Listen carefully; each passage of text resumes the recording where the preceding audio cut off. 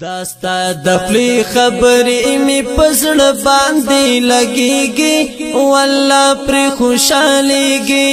حماسي شیخ صاحب سوې سړګي پر ټکوريږي والله پر خوشاليږي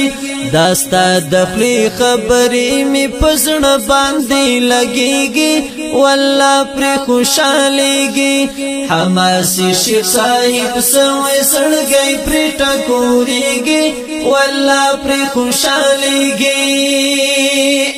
اقوال دی ډیر زرین دی فصاحت کې خ اعلی دی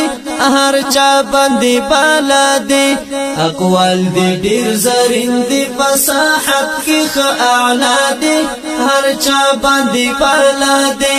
ولر زمونږ واړو لسنا ټول پتا دی مین ستا په لقا دی کوم درته سلام مونږ ډیر په احترام